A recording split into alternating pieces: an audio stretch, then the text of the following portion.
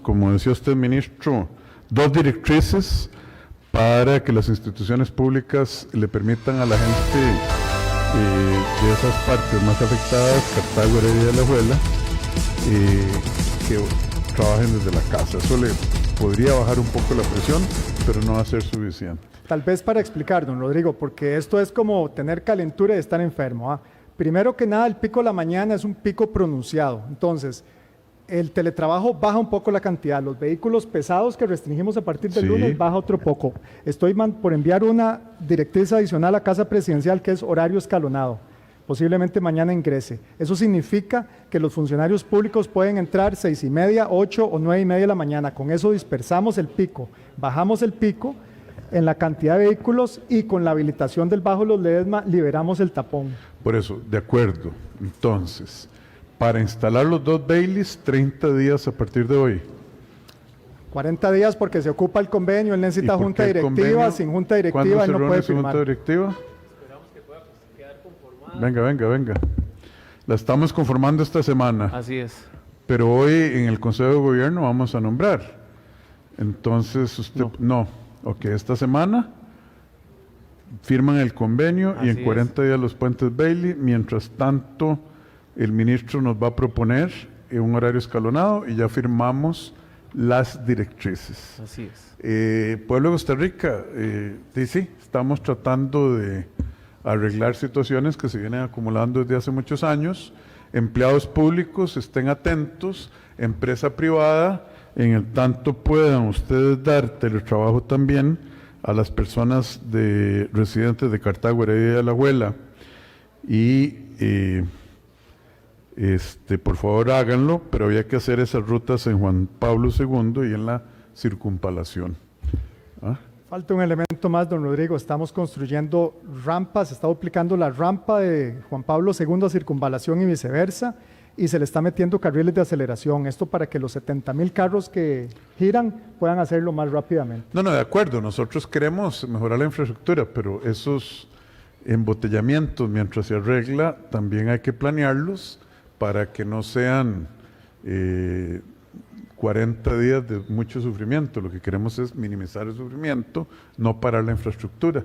Entonces, don Juan Manuel, le encargo ese convenio con el MOL lo antes posible y muchas gracias, don Luis. Hay que instalarlo en 40 días.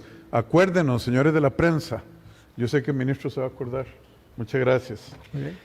Continuamos ahora refiriéndonos al procedimiento que agilizará el otorgamiento de permisos de trabajo para construcción. El señor Andrés Romero, ministro de Trabajo y Seguridad Social, el señor Francisco Gamboa, ministro de Economía, Industria y Comercio, el señor Mario Zamora, ministro de Seguridad Pública, Gobernación y Policía, y el señor Carlos Trejos, de la Cámara de la Construcción, y el presidente nos explican de este tema. Bueno, yo creo que lo que hay que decir es muy fácil. Este gobierno es un gobierno que cree que la generación de riqueza le ayuda a todos los costarricenses, la generación de empleos, la construcción genera empleos y somos un gobierno que ha estado caracterizado por romper cuellos de botella. En lo que queremos hacer es, primero, quitarnos del camino para que haya inversión privada. La construcción genera cerca del 7% de los empleos. Ya hemos roto cientos de cuellos de botella y aquí vienen procesos adicionales de simplificación. El señor ministro, don Francisco Gamboa, del MEIC, ha estado liderando ese proceso en coordinación con el resto del equipo. Adelante, señor ministro. Gracias, presidente.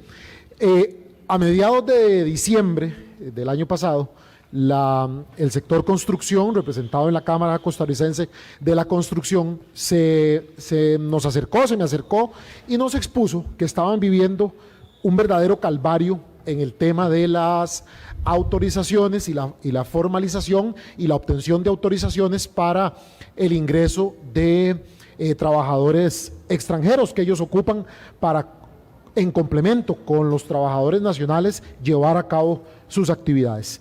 Y es que recordemos que el sector construcción es un sector que el año pasado creció casi un 14%. Y este año yo creo que vamos, que por un 20 ya. Sí, bueno, Con año a año, digo. sí, no, con- de hecho que la proyección del Banco Central de las semanas pasadas es que en el 2024 el sector crecerá casi un 5% y en 2025 casi otro 5%. O sea, en 3 años el sector habrá crecido un 25%. Por eso es muy bueno. Entonces, por esa importancia que tiene el sector, yo les dije a los señores de la Cámara, miren, nosotros somos un gobierno que resuelve y un gobierno que está definitivamente buscando cuellos, pero para eliminarlos. Y acudí a los señores ministros de Trabajo, así como de Seguridad Pública, por lo que tiene que ver migración, y el último día de trabajo del año pasado, el 21 de diciembre, nos reunimos con los señores ministros, el sector, y acordamos la ruta de trabajo que íbamos a hacer a partir del mismo 8 de enero que entrábamos a trabajar, que retomábamos las labores. Y bueno, ese proceso afortunadamente se echó a andar y más afortunadamente aún dio los frutos que hoy el señor ministro de Trabajo va a ampliar o a contar a qué disminución se logró. Bueno, don Andrés, gracias, don Francisco. Adelante, don Andrés. Bueno, buenas tardes, muchas gracias. En primer lugar, este procedimiento se hizo no solamente con el apoyo de Economía y de Migración, sino en conjunto con la Cámara. Y eso permitió disminuir el reconocimiento laboral o el permiso laboral de 6 meses a 1 mes. Porque todavía no han dicho qué han hecho. No, Nada más el proceso y que cuál es el Exacto. objetivo. Específicamente, don Andrés, cuente qué es lo que pasó, por favor. ok, bueno, hay una demanda de mano de obra en el sector construcción. Nosotros con la Cámara hemos venido coordinando ferias de empleo, publicación de vacantes en ANE.cr, no hay suficiente demanda nacional, hay una necesidad de una proyección de alrededor de 2.000 personas para que se sumen a labores de construcción. El proceso anterior tardaba más de 6 meses, entonces lo que hicimos fue conjuntamente establecer un procedimiento. El proceso para contratar a una persona extranjera Ajá, el de sector, manera legal tardaba más de 6 6 meses. Ok, ahí era por donde había Ese que es el empezar. problema. ¿Y ahora Tarda 1 mes. por qué? Porque hicimos un ¿Cómo? procedimiento conjunto, las empresas van a entregar la información de manera ágil en una plataforma digital, en un Google Forms, el Ministerio de Trabajo se va a comunicar directamente con Migración y con la Cámara de Construcción para que se puedan generar los permisos de manera mucho más rápido. Así era de fácil. Gracias. Muchas gracias, señores ministros. Don Carlos, ¿usted quiere, a nombre de la Cámara, esto importa o no importa? Claro que sí, señor presidente. Primero, reconocer la gran labor y coordinación de los 3 ministerios, en la figura de los ministros y sus colaboradores. En conjunto con la Cámara se logró esta modificación que se puede valorar desde 2 aristas principales. Por un lado, a nivel de las empresas del sector, va a permitir mayor competitividad y mayor desarrollo de obra, lo que le va a aportar al desarrollo socioeconómico del país y al dinamismo de nuestra economía. Y desde una arista más importante, esto va a reducir el empleo informal y va a reducir, creemos nosotros, la migración ilegal de personas que vienen a emplearse de forma informal en el país. De forma que en un trámite expedito que va a durar menos de 1 mes, las personas van a poder ingresar de una manera legal, formal, y va a contar con todas sus garantías sociales que el país brinda y que exige, empleándose en empresas del sector formal de la construcción. Entonces, desde los 2 puntos de vista, eso es un ganar-ganar para el país, que definitivamente celebramos y estamos muy contentos de poder empezar a implementar el proceso. Muchísimas gracias, don Carlos. Resumo. Este gobierno quiere generar prosperidad y quiere mantener la legalidad de acuerdo a nuestras instituciones. Este es, como dijo don Carlos de manera elocuente, un ganar-ganar. Mejoramos la formalidad, mejoramos las condiciones de trabajo de todos, porque ahí también hay costarricenses que son desplazados por extranjeros que vienen en condición de ilegalidad y que empujan al costarricense a no estar asegurado, etcétera. Ahora el suelo, la cancha está más pareja, apoyando al trabajador costarricense del sector construcción y permitiéndole al sector construcción contratar, generar riqueza sin tanto obstáculo y tanto trámite. De 6 meses a 1 mes, los felicito. Esa es la manera de gobernar. dando servicios como Dios manda. Así Muchas es. gracias, don Carlos. Suerte. Sigan creciendo. Muchas gracias. Sí, señor. Adelante. Ahora nos vamos a referir a la operación Costa Rica Segura Plus. El señor Mario Zamora, ministro de Seguridad Pública, Gobernación y Policía, el señor Gerald Campos, ministro de Justicia y Paz, y el presidente nos explica. Bueno, seguimos absolutamente comprometidos con la seguridad de los costarricenses. Los números de crímenes en general los va a dar el señor ministro, ¿verdad? Por ahora hemos logrado lo que puede hacer la fuerza pública en ausencia de leyes nuevas y en ausencia de nuevos procedimientos e instrumentos para el Poder Judicial. El gobierno no afloja. La semana pasada, por ejemplo, aprendimos, o los policías detuvieron a un sujeto de apellido Casanova de la banda de los H's. Ustedes saben qué es eso, la banda de los hondureños en Limón, ¿verdad? Sí, señor. Entonces, dele, señor ministro, denos los detalles. Señor, se detiene a una de las personas que, de acuerdo a la información de inteligencia policial, más tiene que ver con generación de violencia en Limón. Pero, señor presidente, le informo que esa persona fue presentada al Poder Judicial y esa persona quedó libre. Una vez más lo tenemos en la calle, una vez más se da las puertas giratorias en donde hay un trabajo policial de alto riesgo, se logra la detención, aprehensión de las personas, 2 armas de fuego relacionadas con este grupo y lamentablemente una vez más nuestros efectivos logran ver y Pero constatar. vamos a ver, don Mario, solo un momentico, dijéramos esto. Ese tipo se le pescó un arma de guerra. Una AR-15, AR-15, hasta sí donde yo señor, sabía. exactamente. Es un fusil de guerra. Sí señor. Ah, ok. ¿Cuándo lo detuvieron? Señor, él está detenido, fue hace 4 días que se dio este proceso. Sí, usted me de informó detención. que lo habían detenido Sí. con armas de guerra, etcétera. Usted y yo hablamos a menudo. Sí, señor. ¿Y cuándo lo soltaron? Esa parte no sabía yo. Señor, se verificó el día de ayer el hecho de quedar libre. O sea, lo soltaron ayer. Exactamente, inició el proceso, quedó libre hoy. ¿Y sabe qué medidas cautelares le pusieron? Mire, señor, firmar, simplemente firmar. ¿Cada cuánto? Una vez, no recuerdo si es 15 días o al mes, lo cual es una medida que usted se imaginará lo que sentirá nuestros efectivos, la comunidad de Limón, en donde esta persona es plenamente conocida por los ciudadanos de Limón. Natalia Díaz, por favor, venga. Hoy vi en el periódico, pero perdón que lo interrumpa, aquí claro esto es una conversación con el pueblo de Costa Rica. Hoy vi en el periódico que los diputados pidieron archivar nuestro proyecto de ley de prisión preventiva.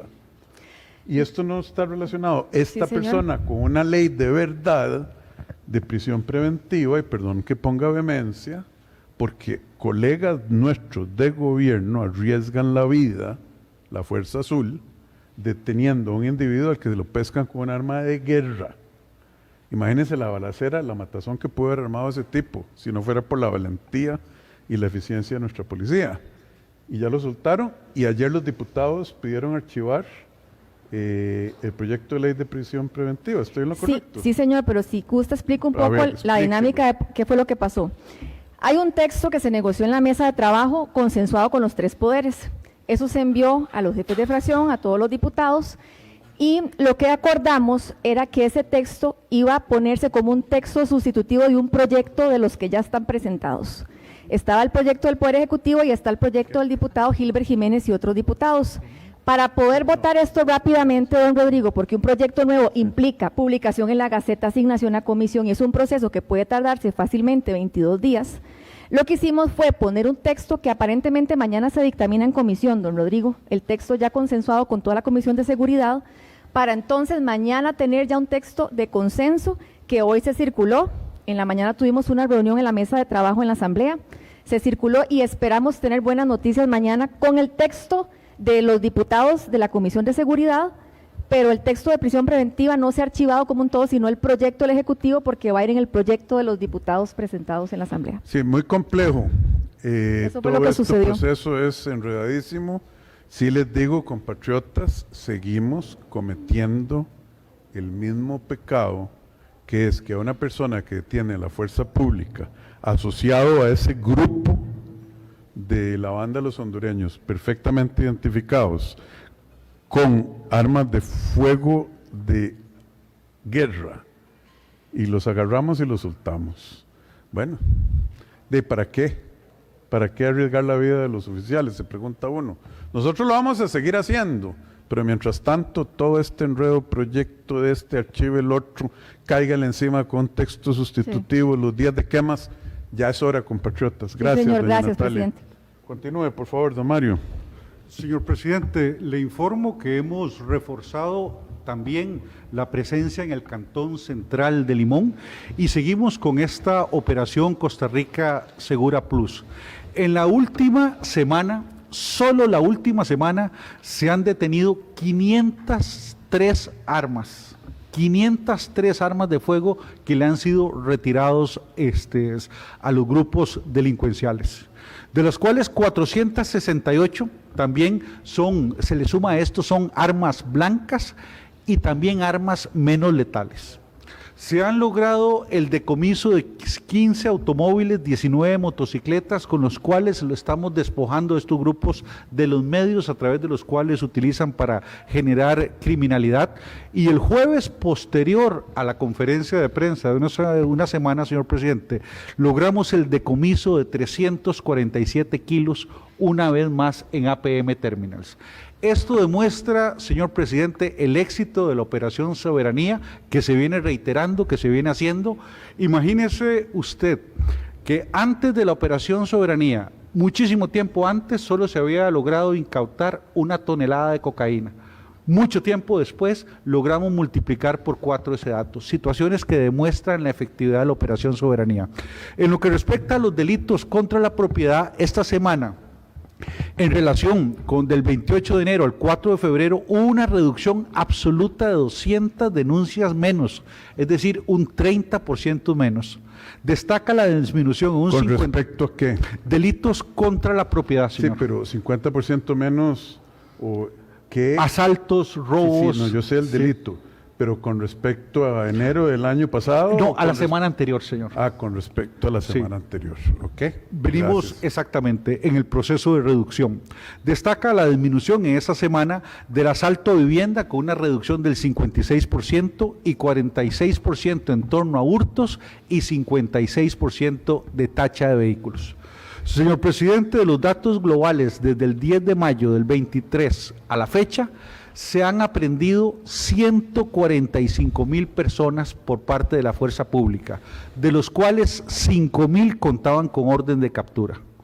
En términos absolutamente generales, la operación Costa Rica Segura Plus marcha en los distintos frentes de atención y estamos logrando efectividad en reacción a los delitos contra la propiedad. Y en el mes de enero ya logramos una reducción de los homicidios con respecto a enero 2023 en 6 homicidios menos. Señor presidente, esperamos continuar con esta línea de reducción y celebro el apoyo y efectividad de nuestra fuerza pública que a lo largo de la operación en Limón, Punta Arenas y Barrios del Sur está dando resultados. No, yo no estoy de acuerdo con usted, don Mario. No da resultados. Lo que da son detenciones que el Poder Judicial y las leyes de Costa Rica simplemente hacen que eso sea un ejercicio Sí, señor. poco fructífero.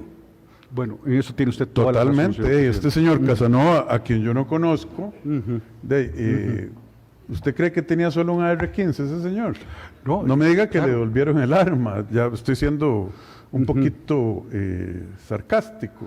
Ese señor probablemente tenga acceso a muchas armas más de ese mismo calibre. Entonces, está dando insumos que demuestran que la fuerza pública está haciendo lo correcto. Gracias, policías de Costa Rica. Sí, pero eso no tiene impacto sobre la criminalidad, porque la amenaza de este tipo volvió a la calle. ¿Y este señor era hondureño o era costarricense? Señor, es de la banda de los hondureños, pero es de origen costarricense. Pero es costarricense, ok. Sí, señor. Muchas gracias, señor ministro. A la orden. Don ¿Cómo le va, don Gerald? Bienvenido, ministro de Justicia. Gracias, señor presidente. Con el lema de cero tolerancia a la corrupción, el día de ayer procedimos con un trabajo operativo. Revisamos un vehículo del CNP que nos lleva la alimentación a los privados de libertad y logramos encontrar en él marihuana. De forma inmediata detuvimos al funcionario que conducía este vehículo, le informamos al ministro del área y lo pusimos a la orden de la autoridad. Pero no solo eso, señor presidente, es que en esta semana también logramos encontrar a varios funcionarios corruptos. Tuvimos a un policía de apellido Guzmán que intentó ingresar al Centro de Atención Institucional Terrazas un teléfono celular que llevaba escondido en sus partes íntimas en la parte de atrás. Se puso a la orden de las autoridades judiciales, pero en esta misma semana 2 más. En la cárcel de Pocosí, un policía penitenciario de apellido Agüero sale a almorzar y cuando regresa trae escondidos 2 celulares. Es increíble. Y otro más en esa misma cárcel trae escondido un celular en sus zapatos. Señor presidente, esto no lo estamos permitiendo. Y lo más importante que sepan los costarricenses es que la semana pasada ya presentamos en la Asamblea Legislativa el proyecto de ley para que este tipo de hechos sea delito y sea condenado como delito. No vamos a permitir, ya hay gente que está expresando su malestar, hay amenazas a compañeros de la policía penitenciaria, pero no estamos aflojando y prueba de eso es la cantidad de operativos que estamos desarrollando, como el que hicimos recientemente en San Carlos, en la cárcel de San Carlos, llevamos personal desde San José, ingresamos antes de las 6 de la mañana, hicimos una revisión absoluta, encontramos celulares, chips y el mensaje directo es: tenemos el control de las cárceles, no vamos a permitir la corrupción y no vamos a permitir que hayan objetos que se presten para la comisión de delitos. Este es el informe de esta semana, señor presidente. Yo quisiera llamar, no estaba planeado, no lo teníamos, pero yo voy porque hay gente que se está queriendo llevar el crédito gratuitamente, que le encanta saludar con sombrero ajeno, de manera descarada. Entonces, señor ministro de Hacienda, usted está ahí, venga, un momentito. Vean, compatriotas y los señores y colegas, señoras y colegas del Ministerio de Seguridad Pública y de todos los ministerios, nosotros acordamos ya en Consejo de Gobierno desde la semana pasada, ya omitió la directriz, don Nogui, que yo le había pedido. Ya está todo listo, señor presidente. Ok, vamos a pagarles, anuncie usted, a todos los funcionarios públicos. Fue una decisión del Consejo de Gobierno de hace una semana, que ayer o hoy, Eric Lacayo lo contó hoy, ¿verdad? Que el viceministro le contó a unos sindicatos que esa había sido la decisión del gobierno, el viceministro de Seguridad, de pagar el aumento de costo de vida, y ahí andan dándose, tratando de tomar crédito como que ellos hubieran tomado la decisión de esos sindicatos. Pero explique usted qué va a pasar con el aumento de sueldo para los policías y para todos los empleados del sector público, don Nogui. Gracias, señor presidente. Tenemos que aclarar, primero que nada, que desde el año anterior, cuando se formuló el presupuesto que rige para el 2024, ya estaban incorporados los recursos para pagar el retroactivo. Y ese es un tema importante porque el gobierno tomó la decisión desde ese momento. Y desde el mes de enero estamos trabajando para definir cuál es el procedimiento para poder otorgarle este pago retroactivo a todos los funcionarios públicos. No es una decisión antojadiza o momentánea o por presión. El gobierno lo venía haciendo y tiene que hacerlo de una manera ordenada porque tenemos ministerios pequeños que pueden hacer el proceso más fácil y tenemos ministerios tan grandes como el de educación pública que requieren un trabajo adicional.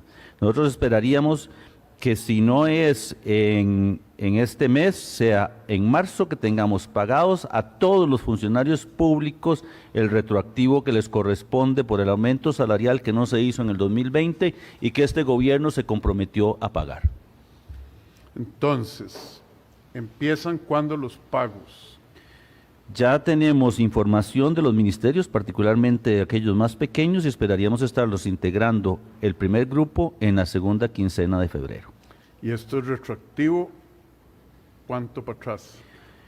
Este es un decreto que se formuló en el 2019, es muy complejo, tal ¿no? vez, sí, tal vez ¿Cuándo para atrás? ¿De cuándo para atrás se va a pagar? desde el 2020 hasta el 2023. Exacto, entonces se les va a pagar 3 años de costo de vida retroactivo, empezando en la segunda semana de febrero, y a más tardar, no se preocupen, porque al final les va a llegar el mismo monto. Sí, señor. Porque empieza en la misma fecha y termina en la misma fecha. Por procedimiento se empieza a pagar en la segunda quincena de febrero a los ministerios chiquitos, y a más tardar al 15 de abril se le va a haber pagado a todo el mundo. A todo el mundo, sí, señor. Eso es. Sí, señor. Así, en platica blanca, pues usted se pone a hablar de que hubo un decreto y que después lo derogaron y que después... No, vamos directo. Empecemos, a mí me gustaría que a los policías se les pague lo antes posible, pero el Ministerio de Seguridad Pública es el que tiene que darle a usted la planilla para que usted la suba. Sí, señor, es que precisamente como tienen tantos funcionarios, hay que buscar un mecanismo de cargarlo todo en un solo grupo, porque si lo ponen a hacer uno por uno, No van a terminan. durar- no terminan nunca y no le ¿Cuándo podríamos pagar. piensa, don Mario, que puede darle a Hacienda esa planilla? ¿Cuándo? ¿El Ministerio de Seguridad Pública ya lo tiene? Precisamente el día de hoy nos mandaron la información. Entonces, a ellos se les puede pagar la segunda quincena de febrero. No, porque el tema del subirlos al sistema, hay que subir una sola planilla. Ellos estarían a más tardar la primera quincena de marzo.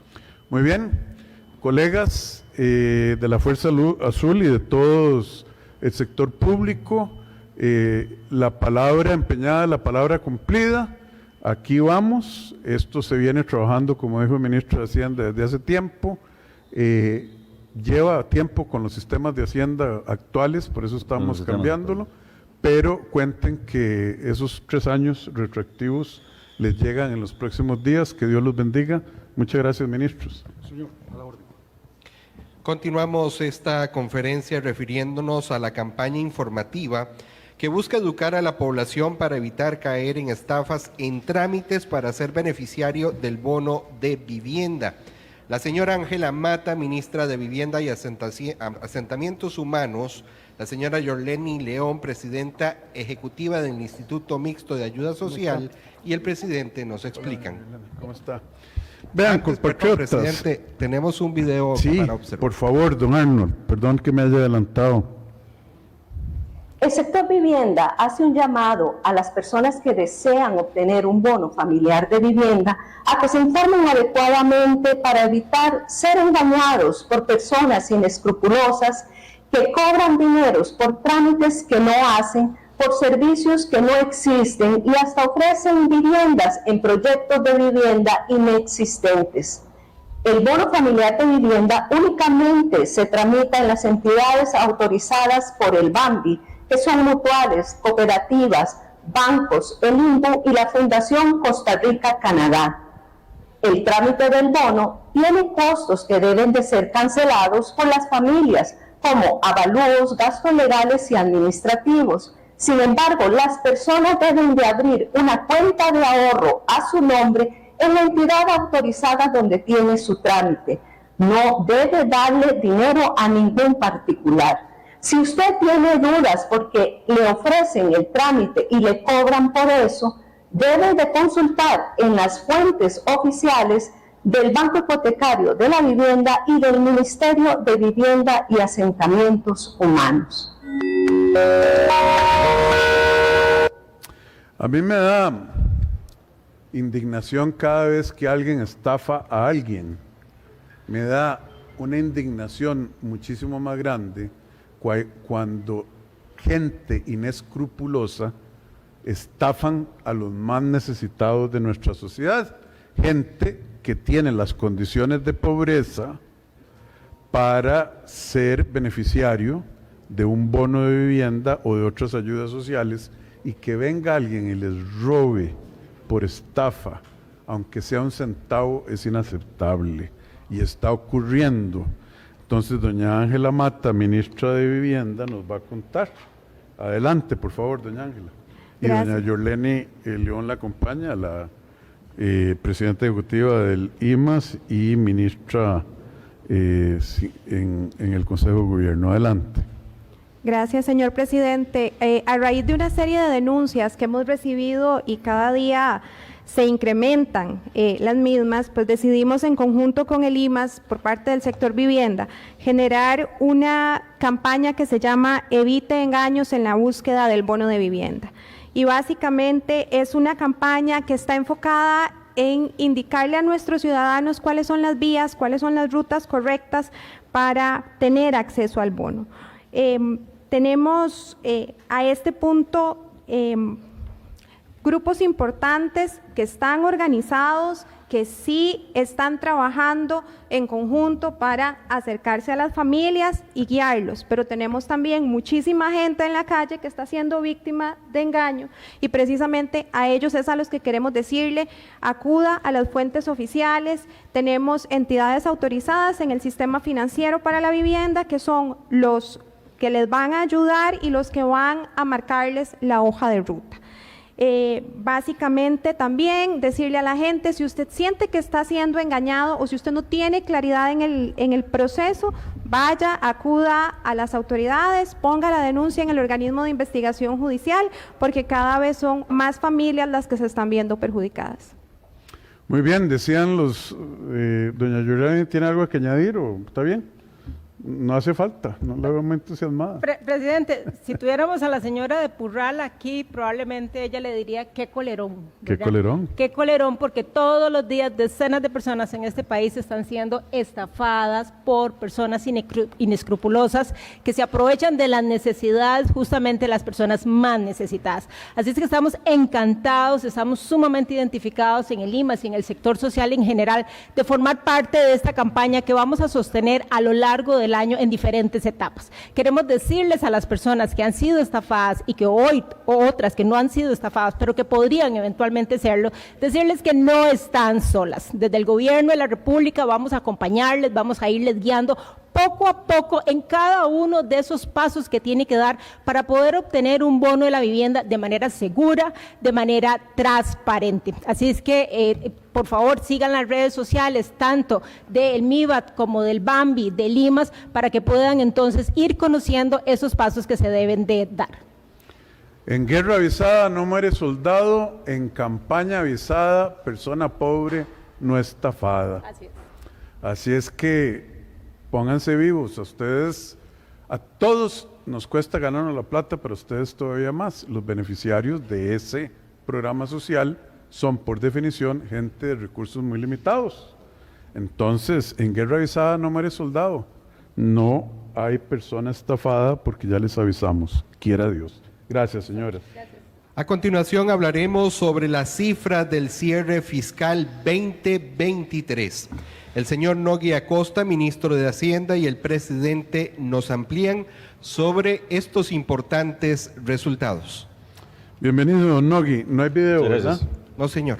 Vean, ¿se acuerdan cuando en Costa Rica se hablaba de huecos fiscales, abismos, reducciones en la calificación de la deuda, el tipo de cambio disparándose hacia 1000, toda la incertidumbre que provocaba inflación alta, depreciación acelerada, falta de crecimiento, un montón de cosas? Bueno, la salud fiscal de un país es como la salud del corazón. Si está bien, no siente nada, no piensa mucho al respecto. Pero en el momento en que se daña, le aseguro que empiezan los problemas. Si no, pregúntenle a los argentinos que tienen inflaciones. Ayer estaba oyendo al señor presidente Milei celebrando que la inflación cayó al 25 mensual. Oigan eso, 25 mensual, y dice, y si Dios nos ayuda el mes entrante, tal vez la bajamos al 20. ¿Mensual? Sí, mensual. Sí, señor. ¿Verdad? Ok, es así. Cuando funciona el corazón, ni nos acordamos. Cuando hay debilidades en las signos vitales de la economía, en lo fiscal, en lo cambiario, en las balanzas de pagos, en productividad, crecimiento, ahí es donde empieza el paciente a sufrir. Y aquí viene don Nogui a decir con números que la economía costarricense goza de excelente salud, de una manera que yo no dejo de sorprenderme y darle gracias a Dios de lo rápido que llegamos de una situación tan terrible que había a una situación que hoy podemos sentirnos mucho más seguros. Adelante, don Nogui. Gracias, señor presidente. Yo creo que aquí hay que señalar, primero que nada, el esfuerzo de país. Ha sido un trabajo mancomunado de todo el gobierno, en donde los resultados lo que reflejan es un uso eficiente de los recursos, pero sobre todo un compromiso con la estabilidad económica. Lo acaba de decir muy bien el presidente. La razón por la que Argentina hoy está en una situación es por tener un gasto público desbocado. Y nosotros hemos logrado contener esto. Este segundo año de gobierno 2023 logramos un superávit primario de 1.6. 2 años seguidos, desde hace 13 años no se tienen 2 años seguidos de superávit primario. Y esto, como bien lo ha dicho el presidente, significa abonarle a la deuda. ¿Y cómo se refleja eso? De una relación deuda-PIB del 67% en el 2021, en este momento cerramos 2023 en 61.1. ¿Y eso qué significa? Menos presión de gasto, más espacio para poder hacer inversión pública, más espacio para poder acometer gasto social. Ahora que se acostumbran a decir que no estamos cumpliendo con el gasto social, queremos decirles que estamos creando espacio. Espacio significa una deuda más barata, menos deuda. Y yo creo que ahí es donde estamos sentando las bases de un mejor país.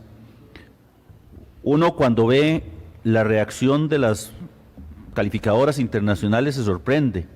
Se sorprende de que en el 2023 nos bajaron 2 escalones las calificadoras, y Fitch y Standard & Poor's, y Moody's, que es bien conservadora, nos bajó 1 escalón. Pero ¿cómo se refleja eso en la realidad del país? Se refleja en confianza que tiene que ver con la forma en la cual asumimos un compromiso con el Fondo Monetario Internacional y lo cumplimos. Ese compromiso incorporaba la aprobación de nuevos impuestos. Bueno, no aprobamos nuevos impuestos. Asumimos la responsabilidad de cumplir con un acuerdo sin nuevos impuestos, sin nuevos ingresos. Y como ustedes pueden ver, cumplimos todas las... Nogui, perdón que yo sea tan necio. El gobierno anterior se había comprometido a subir los impuestos dentro del programa del Fondo Monetario. Usted lo que está diciendo es que no. Lo que hicimos nosotros fue cumplir con los objetivos de pagar la deuda, generar superávits, sin pedir más impuestos y sin ejecutar los impuestos que el gobierno anterior se había comprometido llevar a la Asamblea. ¿Eso es lo que está diciendo? Sí, señor. Ah, bueno, gracias. Sin hacer uso de la tarjeta, logramos pagar. Y esto no solamente tiene que ver con la responsabilidad del gobierno para cumplir con el acuerdo con el Fondo Monetario Internacional, sino que tiene un impacto importante, y es la credibilidad que como país tenemos.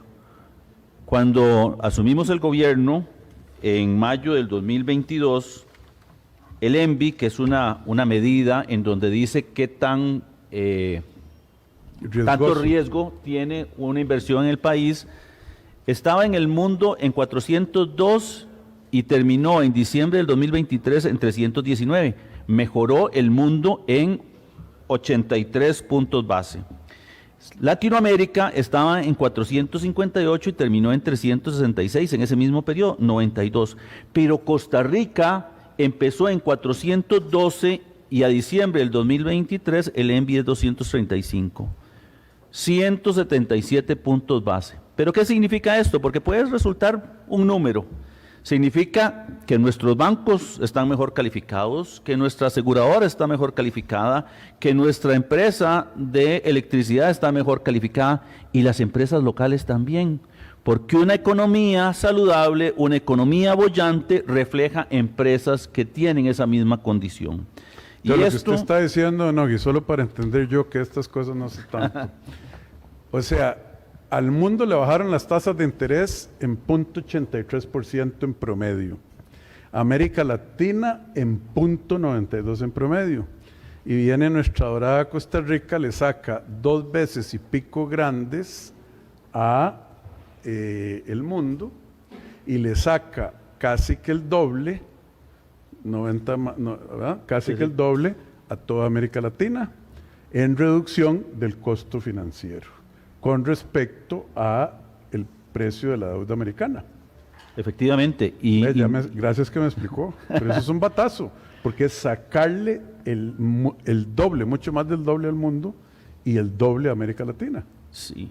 Y esto tiene otra connotación, don Rodrigo, y es que estos inversionistas que ven con buenos ojos el país están preveyendo una mejora. Tal vez decirle a los costarricenses que uno de los objetivos que tenemos es tener, digamos, ser una deuda apetecible, una deuda útil, tener grado de inversión para los efectos de los inversionistas. Ese es nuestro objetivo hoy. ¿Y qué significa esto para efectos del país? Una reducción de la tasa de interés de la deuda de Costa Rica. En enero del 2023, la tasa de interés que estaba pagando el gobierno por un título a 5 años plazo era del 9.84. A diciembre del 2023, un año después, lo hemos bajado en 336 puntos base. Un título de Hacienda hoy se transa a 5 años plazo a 6.48. Y esto tiene muchísima trascendencia porque ese espacio, esa diferencia, la podemos utilizar para invertirla. Este efecto lo vamos a ver el otro año y esperamos que el presupuesto del 2025 responda a una demanda de la sociedad de mayor inversión pública. Pero no solamente lo hemos hecho en términos de colones, sino que también lo hemos hecho en términos de dólares. De enero del 2023 pasamos de 7.13% en un título a 10 años en dólares a 6.31%. Y esto tiene un efecto adicional y es que se reduce el costo para todos, para el gobierno, pero también los inversionistas encuentran más recursos y más baratos. Y eso es importante para los efectos del país. Eso mejora no solamente las condiciones para nosotros, sino que también lo hace para los demás participantes del mercado. Yo creo que Costa Rica sigue por el camino que nos hemos trazado. Recuerdo que en mayo del 2023 planteamos la ruta de Hacienda en Acción, la posibilidad de tener una estrategia, porque mucha gente dijo que no teníamos una estrategia. Bueno, si no tenemos una estrategia, haber llegado a estos resultados no era dable. Hemos hecho bien nuestro trabajo y creemos que después de que terminemos este gobierno, vamos a crear un mejor país y más oportunidades para las futuras generaciones. Yo voy a terminar esta parte, don Nogui, haciendo una reflexión. Imagínense ustedes una familia en que el papá o la mamá, quien sea la cabeza, hipoteque, se endeude, se muere y le dice, ahora sí, tienen que pagar ustedes. Esa es una estafa intergeneracional, donde una generación estafa a la que viene gastando muchísimo más de lo que podían gastar y financiando ese gasto con deuda.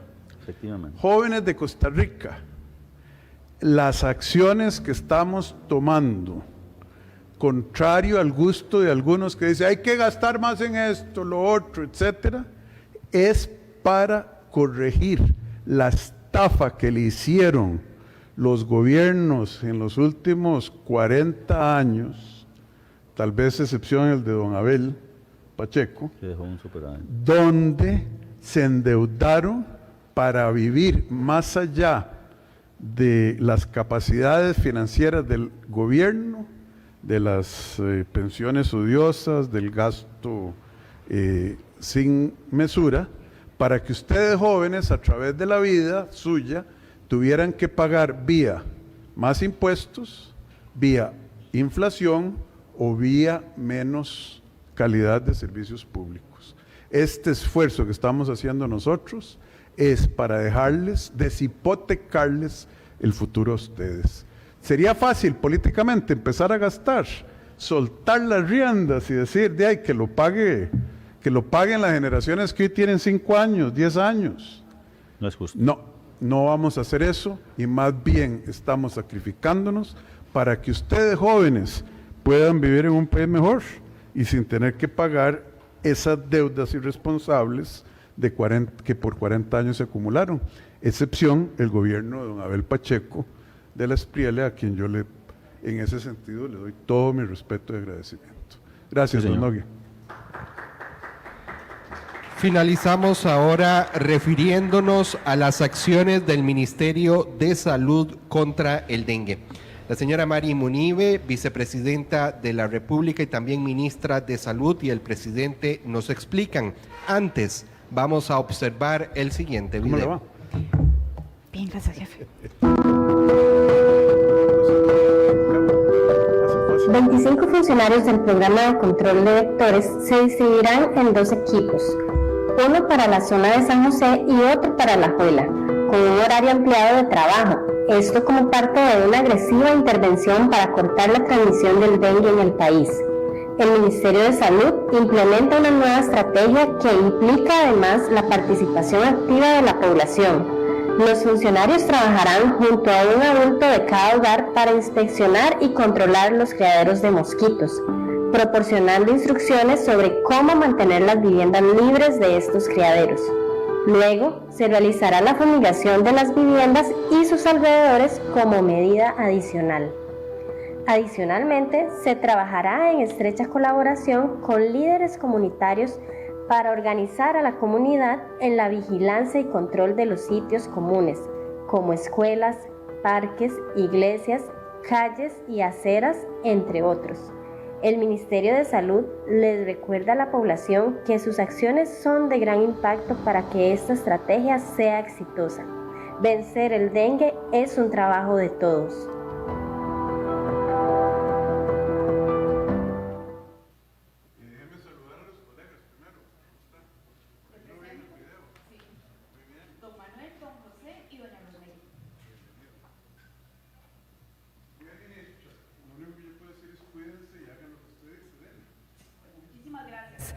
Pueblo de Costa Rica, no se preocupe por el dengue, ocúpese activamente más bien por él. Vamos con lo bueno. El año pasado no falleció ni una sola persona por dengue, por enfermedad producida por este mosquito. Y en lo que llevamos del año tampoco ha fallecido ninguna. Cosa muy diferente a lo que ha pasado en el resto de la región. Pero sí que hemos tenido, desafortunadamente, muchos casos de esta enfermedad, y hay 3 factores principales que hacen que tengamos esta cantidad de casos. Primero, hay 4 serotipos circulando. Nuevamente hay un atraso en la época lluviosa del 2023 que hizo que se prolongara el periodo de la infección, y la acumulación de casos susceptibles, donde desafortunadamente no hemos tenido un caso tan epidémico como lo que sucedió en el 2023 y ahora en el 2024. Nuevamente y desafortunadamente siguen aumentando los casos, y como lo vieron ustedes en el video, debido a esto ya vamos a tomar no solamente el reforzamiento de las acciones que se han venido generando, sino cartas en el asunto con respecto a Central Norte, preferiblemente Alajuela, y la Central Sur San José, donde se han dado un aumento de casos. Señor presidente, le comento que a partir de esta semana, tanto las zonas de San Antonio, Rincón Chiquito, Las Palmas, Ciruelas, han empezado la fumigación masiva con estos equipos de ataque, en donde vamos a tener personas centralizadas y reforzando en 3 a 4 días fumigaciones en 3 rondas, con la intención de eliminar a los vectores adultos y sobre todo a las nuevas, a las larvas que transmiten el virus. Con líderes comunitarios vamos a organizar a la comunidad para el control de estos sitios comunes. Medidas importantes que tienen que tener en cuenta. Número 1, las personas deben de salir de su casa aproximadamente unos 20 minutos, tapar peceras y sacar a las mascotas por este tiempo, dejar las puertas abiertas de los cuartos y cerrar las ventanas para que el producto se mantenga por al menos unos 20 minutos en la casa y luego retornar y abrir las puertas y ventanas. Solicitamos nuevamente la colaboración a todos estos líderes activos de la comunidad y a las personas que van a estar acompañando a este batallón de personal técnico que les llamamos vectores en el Ministerio de Salud, que van a presentarse así a las casas de ustedes, uniformados, ya sea como lo vieron en el video, con los kimonos, con su gafete, con los carros bien puestos como Ministerio de Salud, y ustedes, por favor, ábranles la puerta, no solamente para que con este tipo de termonebulizadores, Dios mío, o máquinas LECO puedan fumigar, sino también para que ayuden en la inspección de lo que son los potenciales criaderos del dengue.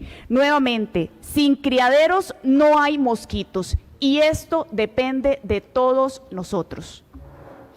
Los felicito, colegas del Ministerio de Salud, advertidos con las estafas de los bonos de vivienda y con los riesgos del mosquito que transmite el dengue.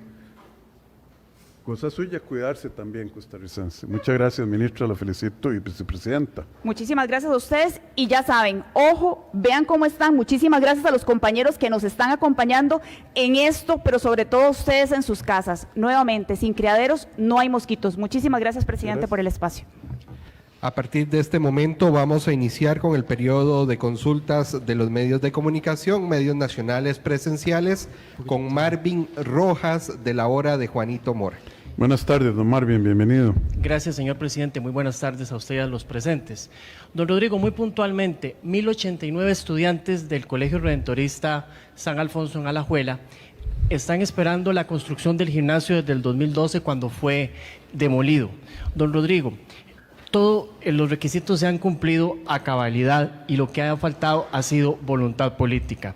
Quisiera preguntarle muy concretamente, don Rodrigo, ya han pasado 2 generaciones de este colegio que se han ido de séptimo a quinto si ven en gimnasio.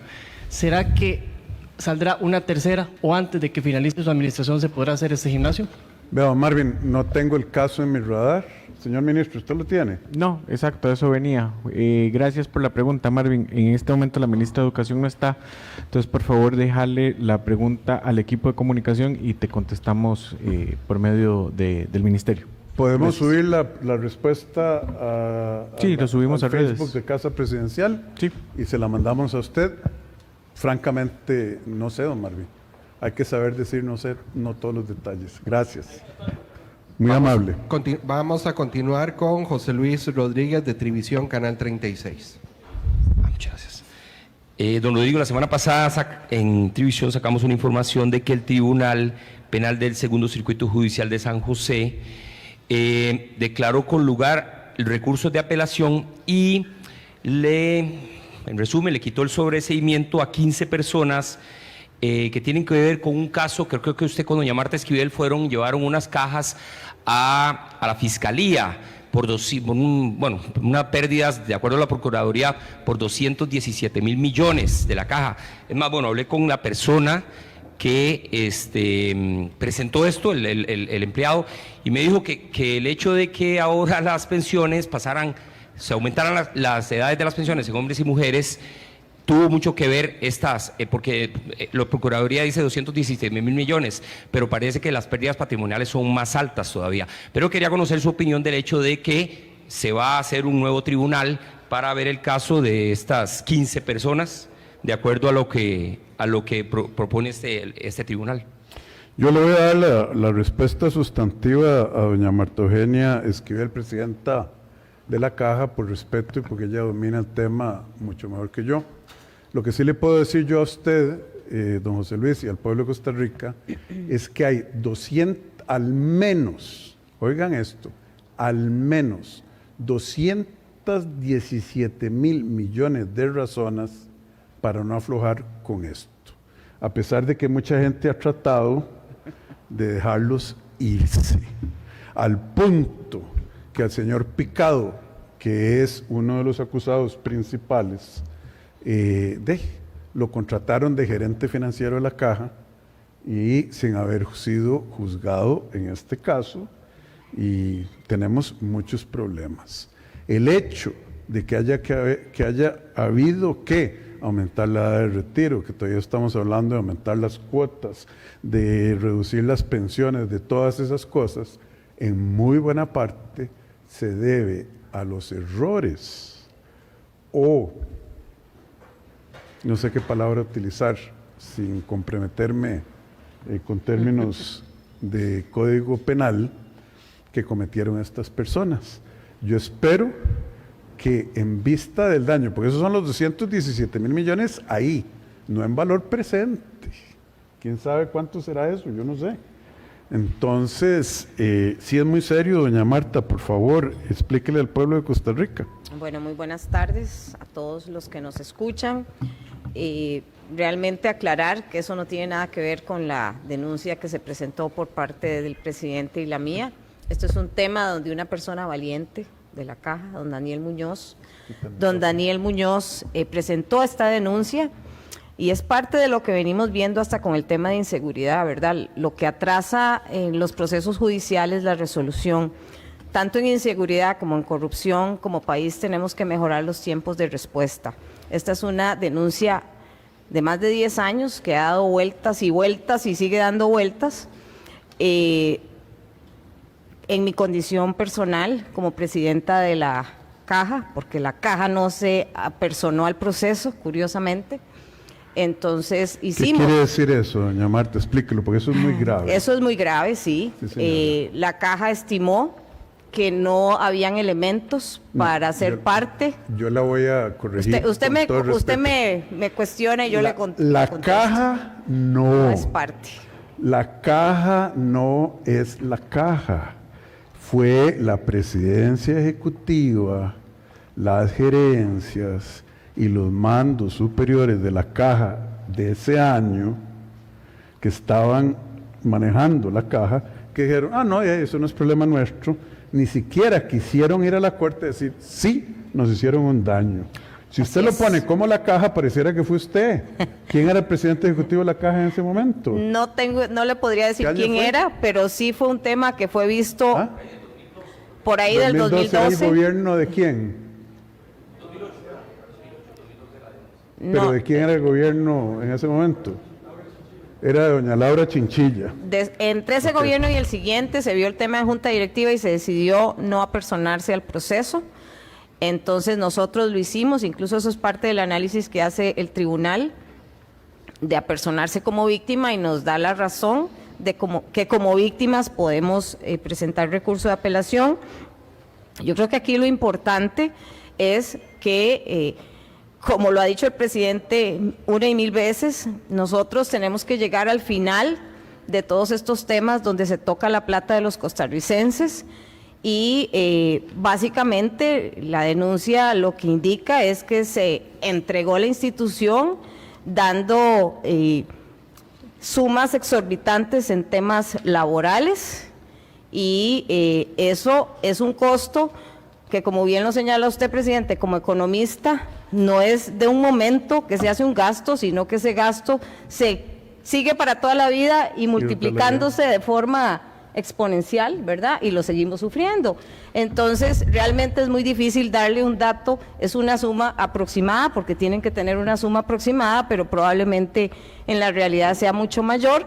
Y pues yo lo que esperaría es que a nivel de los tribunales no se le dé más largas a un tema que ya tiene mucho tiempo y que estamos hablando de nuestra seguridad social, que es realmente la esencia de nuestra democracia, y que creo que a nivel de los tribunales de justicia el sentido de urgencia en resolver este caso debe tenerse partiendo de la clase de institución que se está viendo afectada. Ok, muchas gracias, doña Marta, pero nada más para resumir esto, porque esto es fundamental.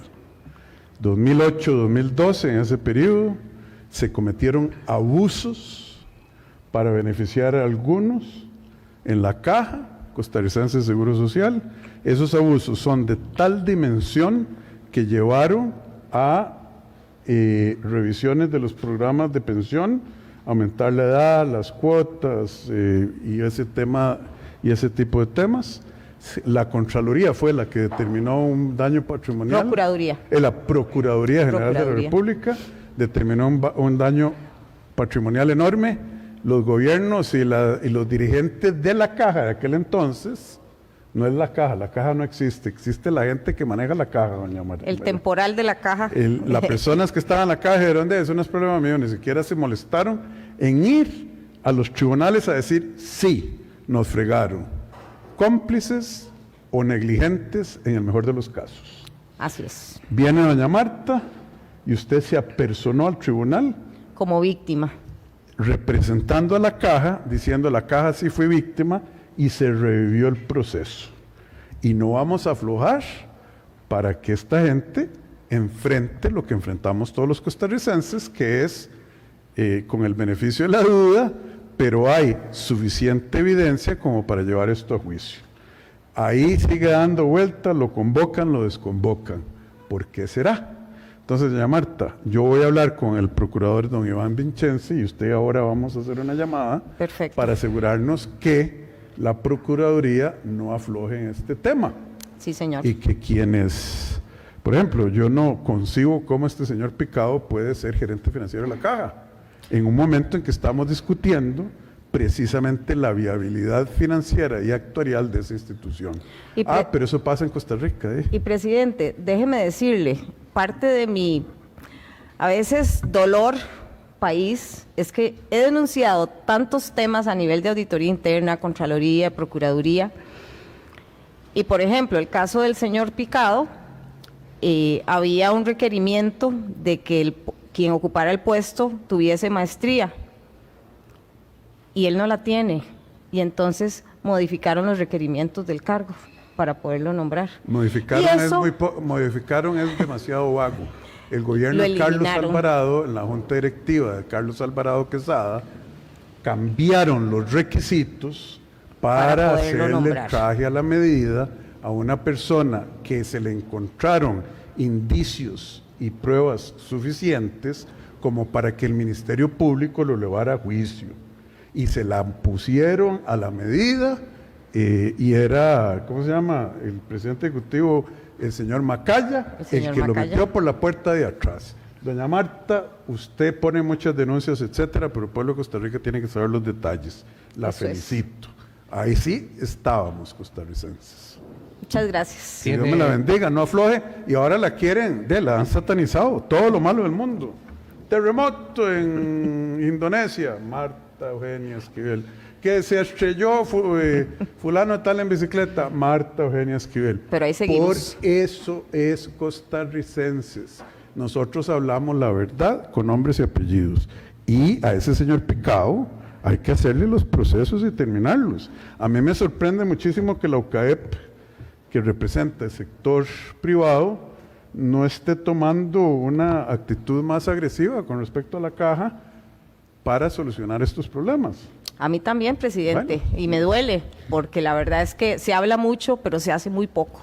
Sí, a la hora del mamey, como dicen en la República Dominicana, no todos somos tan valientes. Muchas gracias, doña Marta. ¿Tiene repregunta? Correcto. Este mismo empleado que presentó la denuncia me decía que de no haber sido por esto, bueno, fue uno de los factores de esos 217 mil millones, las pensiones hubieran, invalidez, vejez y muerte hubieran aguantado hasta el 2050, que por eso se tuvo que adelantar a este año y que en 2 años podría darse otro nuevo estudio porque el fondo de invalidez, vejez y muerte quedó muy afectado por eso de los 217 mil millones. ¿Es cierto eso?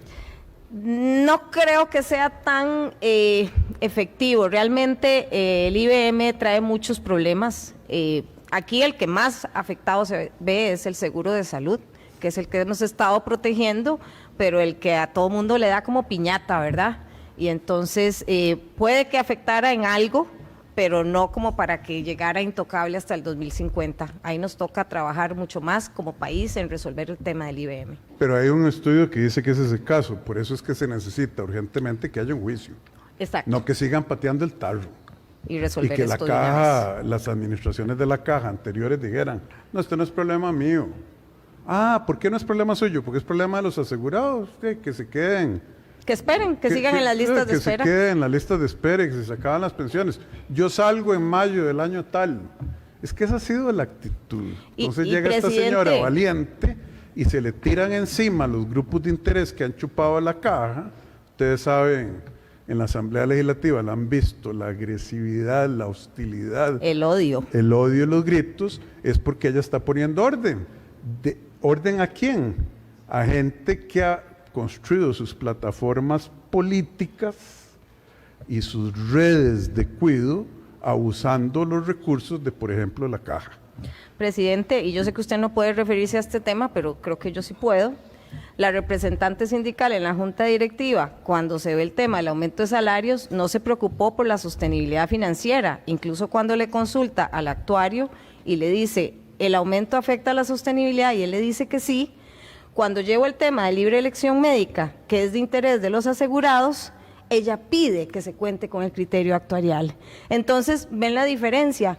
Para algunos temas no importa la sostenibilidad financiera, pero cuando se trata del interés del asegurado, las cosas cambian. Y eso es lo que a mí me duele y yo lo que tengo que cambiar en la institución, sin lugar a dudas. El asegurado debe ser nuestra meta y nuestro objetivo fundamental en la solución de los problemas. Muchas gracias, señora Marta. Jeffrey Naranjo, de Extra Formato. Gracias, buenas tardes a todos. Buenas tardes, don Rodrigo. Mi consulta es que, bueno, indudablemente el agua está en el ojo público y no solo por los temas de contaminación que se han dado en varios cantones, como ya es sobradamente conocido, sino también que recientemente varios vecinos de Atillo se han manifestado porque alegan que se han dado recortes por años en el servicio de agua potable. La pregunta concisa es si toda esta situación, toda esta serie de circunstancias, tanto de contaminación de agua como de protestas, recortes y demás, han impulsado que se trace alguna ruta para la protección del recurso hídrico de las nacientes, algún plan de protección del agua, sumado esto a lo del fenómeno del Niño, y cuál es el estado actual de la propuesta del proyecto de ampliación del acueducto metropolitano Orosi 2, que está incluso con estudios de viabilidad desde 1989 y se ha venido aplazando por años. ¿Cuál es el estado de esta propuesta y si esto ha impulsado a que el gobierno vaya a tomar alguna medida de protección del agua más concisa? Porque aún lo de la contaminación incluso no se ha esclarecido al 100% y también se suma esto que vecinos en Atillo alegan que se les recorta el agua desde hace varios años atrás. Uy, don Jeffrey, con todo el respeto y cariño, usted tiró como 40 preguntas ahí, ¿no? Son dos. ¿Y por qué no las dice nada más así puntualitas para decirle al presidente ejecutivo que las... Porque usted tiró ahí pregunta, editorial, mensaje. ¿Cuáles son las dos preguntas específicas? Orosi 2 y... Si se va a impulsar algún plan de protección del recurso hídrico, si se va a esclarecer lo de la contaminación. ¿Cuál es el plan y en específico qué vamos a hacer con Orosi? Ve qué fácil que es hablar claro. Don Juan Manuel, por favor. El proyecto Orosi es un proyecto que sin lugar a dudas viene a dar una solución importante al gran área metropolitana. Es un proyecto que en este momento está siendo analizado por la presidencia directamente, en este caso por mi persona, por la presidencia de la IA. Estamos identificando toda la cartera de proyectos para ver qué ajustes podemos hacer, dónde podemos socar tuercas y avanzar en ese y en un montón de proyectos que tiene en este caso la IA, y estamos hablando de 367 proyectos que tienen ahí, muchos de ellos con recursos, más de 1.500 millones de dólares empantanados que tenemos que lograr desenredar. Y con respecto a iniciativas para la protección de cuencas, definitivamente esta emergencia que ocurrió en Guadalupe pone sobre la mesa la necesidad de trabajar en ello. El país no está preparado, las cuencas prácticamente están con ciertas medidas de seguridad, pero no las suficientes para poder garantizar. Esto es un tema de responsabilidad de todos, es un tema de los vecinos, es un tema de esas personas irresponsables que contaminan las fuentes de agua irresponsablemente, y también es un tema de rectoría y es un tema de la IA, incluso de las municipalidades. Así que parte del gran reto que tenemos es ponernos a hablar todos sobre este tema. Se ha puesto sobre la mesa y sin lugar a dudas requiere una solución inmediata. Pregunta. Sí, claro. Se va a abrir un proceso de investigación sobre las causas de contaminación y qué prioridades han identificado que debe abordar el AIA, porque se dice, por ejemplo, que los recortes en Atillo es por un tema de infraestructura de los acueductos y no porque no haya agua. Así es, existen proyectos que estamos desarrollando para solventar, digamos, de una forma paliativa, solucionando el problema de agua en los Atillos. Son proyectos que vamos a ver en el corto plazo y que también forma parte de estos esfuerzos que estamos haciendo para acelerar su ejecución. Estamos hablando que son proyectos que podríamos estar viendo la luz en este año y el año siguiente. Don Juan Manuel, usted tiene los desafíos más grandes de cualquier funcionario público de este país. Mucha suerte y no afloje. Gracias. Gustavo Martínez, del Observador. Don Gustavo. Buenas tardes, presidente. Bueno, en cuestión, ¿verdad?, del tránsito y esta crisis vial que se está viviendo actualmente, algunas personas dicen de que, ¿verdad?, bueno, ante la crisis se requiere una mayor cantidad de agentes de tránsito, una mayor regulación en las calles y demás, consultarle propiamente cuáles serían las medidas que van a estar tomando y también si tienen la cifra de los choques leves que se han dado, que se han acelerado en estos días. Dele usted primero, don Luis, y yo le voy a dar al señor una reflexión chiquita. Vea, voy a pintar el panorama en 30 segundos y después lo que hemos hecho. La flota vehicular pasó de 700,000 carros en el 2000 a 2.700.000, 4 veces, en 20 años. ¿Ok? En esa misma cantidad de tiempo, ¿cuánto crecieron los oficiales de tránsito? Hay 660 para todo el país, 220 por turno, los parte usted con los administrativos, le quedan 110, 110 en la calle, lo reparte en todo el país. Jamás va a dar. Recursos Humanos del Ministerio de Obras Públicas y Transportes tiene 6 años de tener un concurso para nombrar como 60 plazas, que no va a solucionar todo, pero que algo hace. 6 años. Ya el director Chao, el subdirector Chao, y estamos a punto de nombrar porque de ahí esa cosa no caminaba. 6 años, de los cuales 2 son suyos, ministro. ¿Por qué se ha atrasado 2 años? Se ha atrasado Perdón, es que ese número yo no me lo sabía. Cuando usted mira los expedientes de recursos humanos, se les instruye que tienen que sacarlo en tanto tiempo, no lo saca. Se abre la investigación para ver quién es el responsable y ahí empezamos a remover personal. Okay. Yo no puedo despedir a la gente sin tener una causa abierta y un proceso adecuado. Hasta ahora es que estamos quitando gente a ver si acaso. La policía municipal puede tener código porque ellos reciben recursos de las multas y todo lo que se está recaudando. En San José no sé cuántos habrán, pero habrán sus 50, 60 que podrían venir a ayudar. Eso no está ocurriendo. Entonces estamos en una coyuntura donde ha crecido todo, pero no podemos generar a la misma velocidad las plazas que se ocupan. Y si usted mira, estamos al máximo en capacidad en todas las carreteras porque el transporte público no ha mejorado. Entonces es un problema que viene cruzándose en múltiples dimensiones. Lo que estamos haciendo es acelerando esas 60 plazas y tratando de sacar un nuevo concurso ahorita que ya logramos remover a los jerarcas de recursos humanos del ministerio, que eran los que estaban atravesando. Entonces usted lo que está diciendo es, para poder construir había que remover las estructuras anteriores, sacar el escombro y empezar, y eso le ha llevado 2 años. Yo quiero hacer una referencia más amplia. Panamá tiene 4.200.000 habitantes, Costa Rica tiene 5.2 más o menos. Resulta que Panamá tiene, si la memoria no me falla, ahí va a salir alguien, creo que 40.000 policías. Así es, ministro, más o menos Panamá tiene 40.000, 42.000 policías, ¿no? Saque cuántos policías por cabeza hay en Panamá con respecto a Costa Rica, mucho más del doble, porque nosotros hoy tenemos 15.000 plazas y 13.500 policías, ya no estoy hablando de tránsito, sino de Ministerio de Seguridad Pública. ¿Por qué es eso? Porque se gastaban la plata en otras cosas y en lugar de contratar donde había que contratar, se contrataron el plan escudo de 60.000 empleados públicos que no incluía policías. Entonces sí, yo creo que el ministro tiene que apurarse con esas 60 plazas en Policía de Tránsito. El ministro de Seguridad Pública está también amarrado porque el estatuto policial exige un entrenamiento mínimo en la escuela de policía y la escuela de policía tiene una capacidad máxima. Y si todavía quiere hacerlo PCD, de Policía de Control de Drogas, tiene que meterle 4 meses más. Entonces, estas cosas cuesta cambiarlas, pero tienen razón.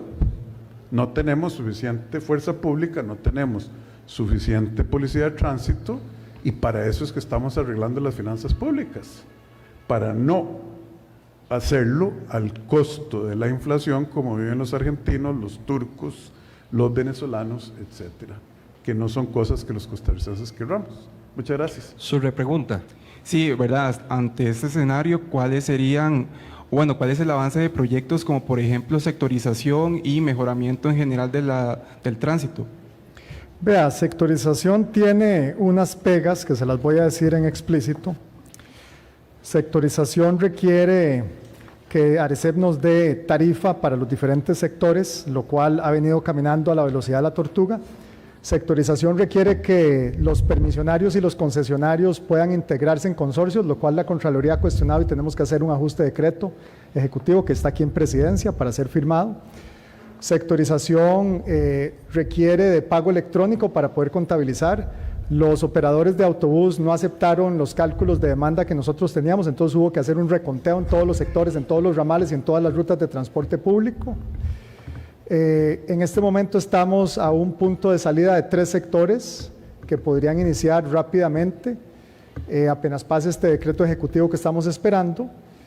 Sectorización no contemplaba la integración con el tren, hubo que ajustarle las rutas que habían trazado previamente. Pensaríamos que en 3 meses podríamos tener 3 sectores, hacia final de este año podrían haber unos 5 de los 12 sectores, esto por las diversas restricciones que ya mencioné. Muchas gracias, don Luis. Pasamos ahora a medios regionales presenciales con Rodrigo Moya de Acontecer Espartano y algo más. Muy buenas tardes, señor presidente. Según la condena de la Sala Cuarta, la Municipalidad de Punta Arenas y el CONAVI están en la obligación de solucionar el tema de las aguas pluviales Libertad 81 y el Hospital Monseñor Sanabria. Esta importante obra tiene como fecha de entrega, señor presidente, el mes de mayo. Estamos a 3 meses, por ahí un poquito más, un poquito menos. ¿Cuáles son las acciones y el cronograma de actividad de obras que tiene el CONAVI, el presupuesto para atender esta orden judicial tan importante que ustedes saben y lo han dicho? El mejor hospital, la obra más importante en Punta Arenas, en Centroamérica también, es lo más grande. Qué linda que se ve doña Marta con colores naranja, los colores de Punta Arenas. ¿Puedo contar una anécdota? Sí, señor, por favor. La carretera que pasa frente al hospital era cantonal.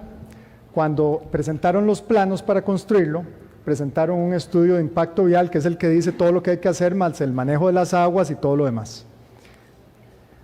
Eso no se sabe quién lo aprobó, lo aprobaron mal. Venía una serie de obras y la dirección de ingeniería, ¿cómo es que se llama? ¿La tuya? La gerencia de infraestructura de la caja mandó a sacar todos los que había que hacer en las intersecciones cercanas, toda la canalización de aguas y un poco de cosas. Y es unas chanchadas, que por cierto vamos a sacar una investigación en conjunto. La echaron nacional, la calle, después de que era cantonal, para entonces mandarle la obligación al CONAVI, para que fuera el CONAVI el que arreglara la torta. ¿Quién la echó nacional? ¿Quién la hizo nacional? Gobierno anterior la clasificó nacional. Eso es discreción por decreto. O por ley. Lo hace la Junta Directiva del CONAVI del gobierno anterior. Entonces, estamos hoy en la situación, Marta, yo no sé si querés adicionar. Pero la pregunta es, ¿qué vamos a hacer? Porque eso requiere que unos 1.000 millones de pesos. 750 millones más o menos. Bueno, y ya le echaron el chicharrón a CONAVI, ya no sé qué tirada, pero se lo echaron a CONAVI porque se lo sacaron a la municipalidad. Entonces la pregunta es, tiene razón don Rodrigo, la caja no puede entrar ahí, pero sí, eso, doña Marta, ¿usted quiere decir algo? El clavo lo tiene CONAVI. Claro, pero nosotros también fallamos en la planificación adecuada y yo se lo dije a la Gerencia de Infraestructura, siempre, ya en Turrialba tuvimos que poner a correr al Ministerio de Obras Públicas porque la calle era un trillo y ahora le tiramos la bronca. Y ese es el mismo gerente de infraestructura que acaban de reintegrar contra su voluntad. Sí, y entonces simplemente dicen... Porque decían, pobrecito, está suspendido hace mucho tiempo. Sí, señor. Ok. Vean cómo son, pero está bien, ya, nosotros no nos quedamos con problemas. La pregunta es, ¿cómo vamos a arreglar esto? Se ocupan, yo calculaba 1.000 millones, ahora me dice el ministro la buena noticia, 750, no, Gui, como me vacilan en Inder también. En Pelando el Ojo, Inder, Osvaldo, ahora vamos a ir a conseguir los 750 millones de pesos. Y perdón, un saludo a don Norval Calvo que me vacila con eso en Pelando el Ojo. Me di cuenta no porque lo oigo, don Norval, no todo el tiempo, sino porque estuve ahí y me vacilaban con Nogui. Vamos a conseguir la plata, don Rodrigo, y sí, ¿cuándo se inaugura? En principio era mayo, pero como hubo cambio de gerencia, me están atrasando ¿Cambio de la gerencia entrega. qué? Reinstalación de un gerente. Pero como pusieron al señor que no debería estar ahí de gerente de infraestructura, porque, Me están porque atrasando. pobrecito, UCAEP, muchas gracias por ese voto, don José Álvaro. Me están atrasando, pero don Rodrigo, usted sabe que para mí Bueno. eso es fundamental y yo ya les pedí que cada día de atraso, porque ellos mismos se habían Entonces comprometido no en sabemos mayo. cuándo va a ser, porque volvemos a lo mismo, a don José Álvaro Jenkins, presidente de UCAEP, y a las cámaras. Hemos conversado de esto, les hemos pedido apoyo. ¿De qué lado están ustedes como empresarios en arreglar la caja? Lo he hecho en privado, hoy lo estoy haciendo muy respetuosamente en público. No están ayudando. Entonces, paréntesis cerrado. Deme una fecha, junio, julio. Ellos me dijeron que julio, Bueno, ahora- pero yo voy a tratar de que sea ahora se antes. siente muy empoderado. Yo ese voy nuevo a gerente. tratar de que sea antes porque ellos mismos se habían comprometido a que fuera en mayo. Y ahora les voy a pedir un cronograma diario de lo que se requiera para poder tener eso en mayo. Muchas Yo sigo con gracias. esa fecha. Ojalá sea satisfactoria la respuesta, don Rodrigo. Gracias. ¿Tiene su repregunta? Sí, sí, y siempre, doña Marta, yo no dudo ni Punta Arenas duda del gran esfuerzo que usted está haciendo. Vea, ayer hubo una reunión en Punta Arenas, el hospital, el director del hospital, el diputado nuestro de allá de Punta Arenas, Carlos Andrés, y don Luis Amador, se reunieron y hablaron de esto. Y ojalá, de verdad, que esto que ayer se habló, Don que Rodrigo, ya está en la ¿cuál es su asamblea, repregunta? Porque no tenemos más que, tiempo, por de verdad, favor. don Rodrigo, ojalá, vea, ya nos han No, vacilado don muchas Rodrigo, veces, Su ya nos están repregunta atrasando para 2 respetar a meses los demás más. colegas. Le agradezco el llamado, obviamente, don Rodrigo. Créanos que estamos, ustedes lo oyen. Yo es que no me quejo. El problema hay que arreglarlo, pero necesitamos acciones de los representantes del sector privado en la Junta Directiva de la Caja. Aquí está don Carlos, el presidente de la Cámara de la Construcción. Necesitamos sacar recursos, poner orden. Entonces, tiene razón, don Rodrigo, lo vamos a hacer. Así de fácil. Con mucho gusto. ¿Se acuerda que usted hablaba del mercado y de la feria? Yo sé que usted viene siempre con una agenda de abogado de la gente de esa zona. Se lo agradezco, pero estamos comprometidos. Dele. Antes de concluir su mensaje final, señor presidente. Ya aquí termina. Sí, señor. Compatriotas, muchísimas gracias por haberse sintonizado hoy, por quererse informar. El gobierno de la República le hace un llamado a todas las personas, los grupos organizados, la sociedad civil que quiera arreglar este país. Hemos avanzado mucho, pero nosotros podemos seguir trabajando juntos para poner a Costa Rica donde merece estar, sentada, orgullosa, entre las naciones más prósperas del mundo. No tenemos nada que envidiarle a Singapur ni a Suiza, excepto la capacidad de administrar al gobierno, a las leyes, a la justicia y la legislación de esos países. Vamos para adelante, porque de lo demás tenemos mucho más que ellos. Lo que hemos hecho no es un país pobre, pero ha sido muy mal administrado en contubernio de consorcios, de intereses que lo que quieren es beneficiarse ellos a costa de la mayoría. Ese proceso continúa con este gobierno y no vamos a aflojar. Muchas gracias. De esta forma finaliza la conferencia de prensa de hoy. Agradecemos a los jerarcas medios de comunicación y a las personas que nos acompañaron. Buenas tardes.